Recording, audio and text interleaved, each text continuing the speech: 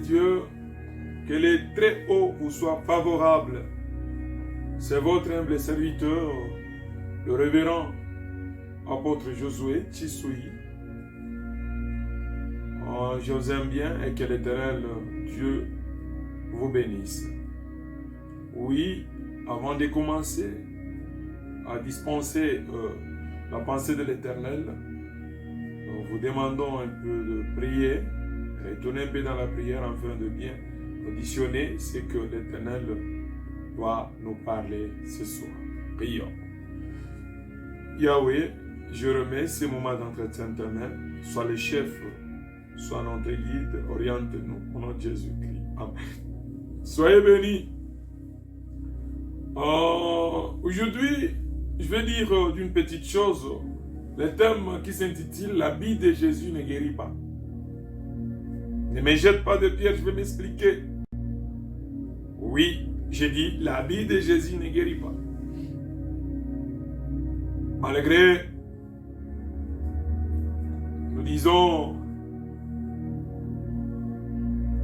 qu'il y avait de ceux-là qui ont touché, ils ont réussi leur guérison. Mais en soi, dans ces vêtements-là, il n'y a pas la guérison. D'après ma compréhension. Et là, nous allons partager ensemble. Ici, c'est l'histoire de la dame qui avait la perte du sang. La Bible nous dit, elle a fait 12 ans. Et elle souffrait de cette maladie. La Bible nous dit, elle a souffert entre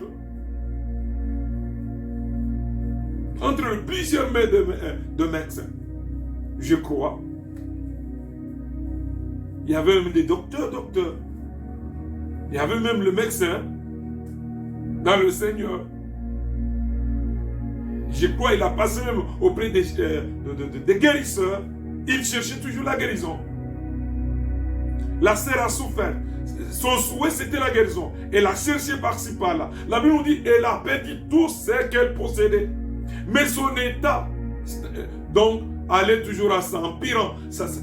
C'était toujours la maladie qui entrait dans sa profondeur. Elle a fait tout ce qu'il fallait faire. Elle a dépensé tout ce qu'elle possédait. Je crois peut-être elle avait des maisons, elle a vendu, peut-être elle avait des véhicules, elle a vendu, elle avait des vêtements, elle a vendu. Tout ça c'était pour chercher tout simplement la guérison. Maintenant, la Bible me dit ceci.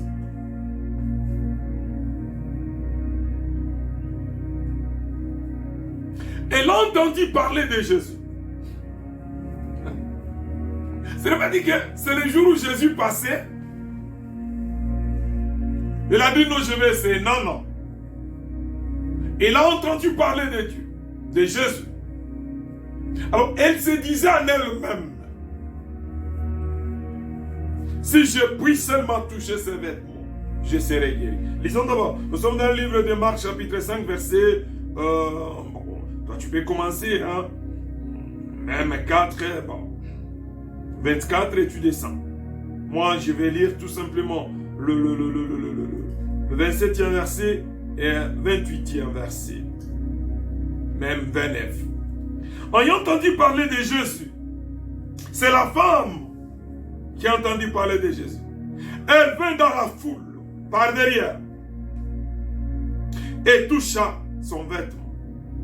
Car, c'est ce qui me préoccupe, car elle disait, si je puis seulement toucher ses vêtements, je serai guéri. Au même instant, la perte de sang s'arrêta. Et elle sentit dans son corps qu'elle était guérie de son mal. Jésus connut aussitôt en lui-même, je descends jusqu'à 30, qu'une force était sortie de lui. Et se retourna au milieu de la foule. Il dit, qui a touché mes vêtements? Et ses disciples lui disent, tu vois, il y a la foule qui te presse. et tu dis qui m'a touché. Oh, soyez bénis.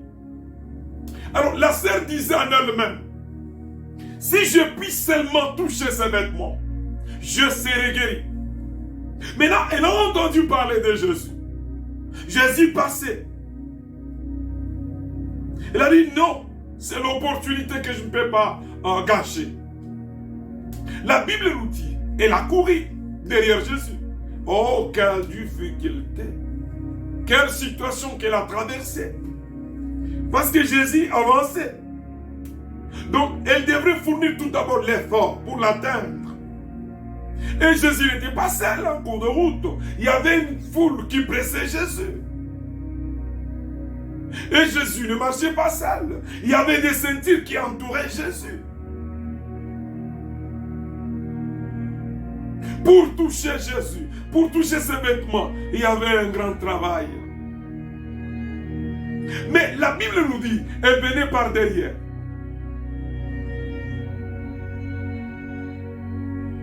Jésus était au milieu de la foule. La mission c'était quoi? Toucher les vêtements. Mais moi je dis, l'habit de Jésus ne guérit pas.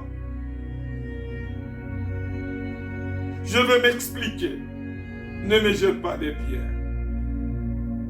Alors la Bible dit ceci. Elle a avancé. Donc dans la foule, elle a frayé un chemin pour atteindre Jésus. La foule de près et celle de loin, ce sont deux foules différentes. C'est différent, bien-aimé.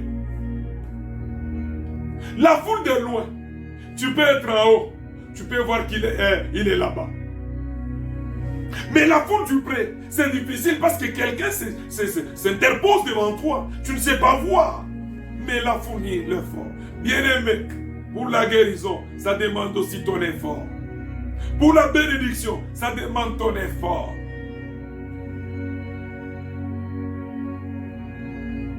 Elle a frayé un chemin jusqu'à ce qu'elle a touché le vêtement de Jésus.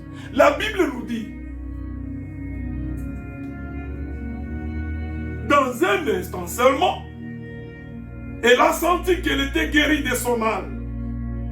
Parce qu'elle a touché. Oh, moi je te dis que l'habit de Jésus ne guérit pas. Alors, pour elle, elle était guérie. Mais Jésus a posé une question. Il a dit ceci. Qui a touché mes vêtements? Pas qui m'a touché, mais le vêtement. Aussi la sœur disait, si je puisse seulement toucher ces vêtements, je serai guéri.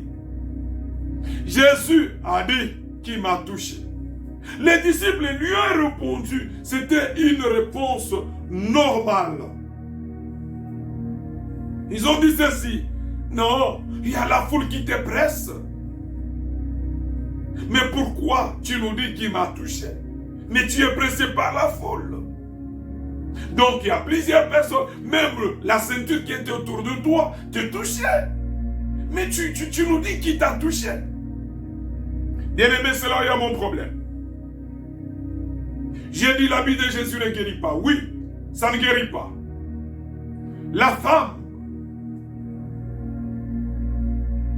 avait reçu tout d'abord le message. La femme avait reçu la parole. La femme avait reçu le témoignage de Jésus. C'est là où elle avait pris la décision. Elle a dit, si je puis seulement toucher ses vêtements. Donc, bien-aimé, ce qu'elle avait fait, c'était l'accomplissement de sa parole. Mais ce qui a guéri la dame, c'était sa foi.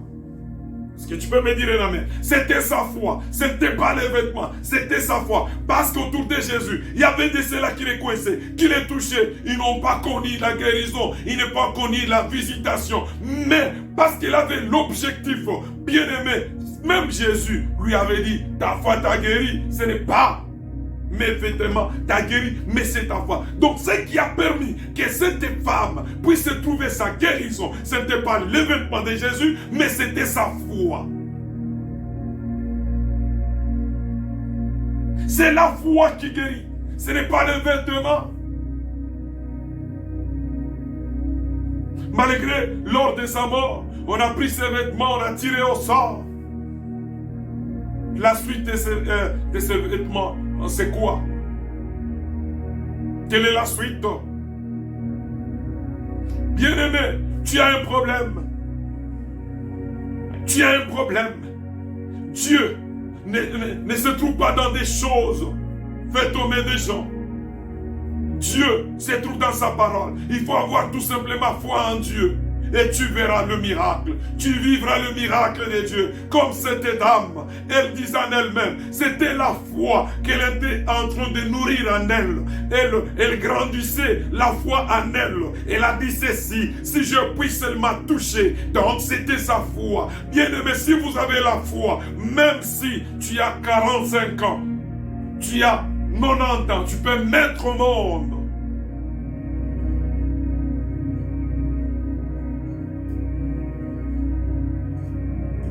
Même si on a diagnostiqué que tu vas mourir, tu n'as pas un mois, 2 mois. Non, bien aimé, si tu as la foi peut changer la situation.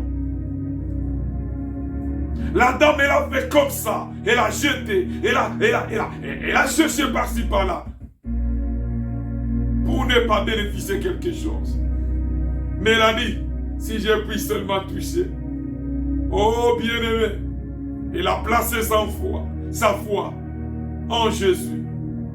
Elle a dit non, si je puis seulement toucher. C'était sa foi qui avait guéri cette dame. Oh, si tu as la foi, tu peux changer la situation de ta vie. Tu peux changer la situation de ta maison.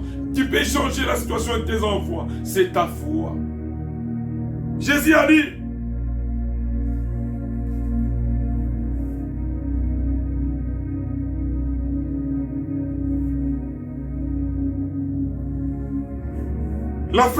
j'ai lu 33. La femme, effrayée et tremblante, sachant ce qui s'est passé en elle, vint se jeter, sachant ce qui s'est passé en elle, vint se jeter à ses pieds et lui dit toute la vérité. Mais Jésus lui dit, ma fille, ta foi t'a sauvée, va en paix. Mes habits t'a sauvé. Non. Ta foi t'a guéri. Ta foi t'a sauvé. Si tu as la foi en Dieu, même si aujourd'hui on t'appelle pauvre, mais si tu as la foi, on changera aussi ton nom de main. Et tu ne vas pas pousser les gens à changer ton nom. C'est à cause de ce que Dieu va faire dans ta vie. Changera ton nom. Si tu ne mets pas au monde, on t'appelle stérile. C'est un nom. Oui. Chaque circonstance a son nom. Ah oui, chaque circonstance a son nom. Si on t'appelle pauvre, c'est dans cette circonstance. Accepte. Mais demain, si l'Éternel fait quelque chose, on changera.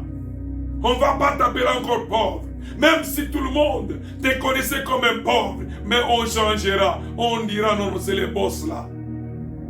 J'ai la foi. Si tu as la foi, tu peux changer le monde. Si tu as la foi, tu peux changer le monde. Je te le confie. Tu peux changer le monde. La femme a dit, si je puis seulement toucher. Parce qu'il y avait ceux-là qui touchaient Jésus pour ne pas bénéficier quelque chose. Mais quant à elle, elle a touché. C'est pourquoi Jésus a confirmé. Elle a dit ceci, ta foi t'a sauvé. Bien-aimé, même si tu n'as rien, il faut avoir la foi. Tu peux perdre tout ce que tu as, pas ta foi. Parce que la Bible me dit, mon juste vivra par sa foi. Gloire soit rendue à Dieu. Sois béni. Je te bénis au nom de Jésus-Christ. Laisse-moi prier. Éternel Dieu, tu nous as parlé.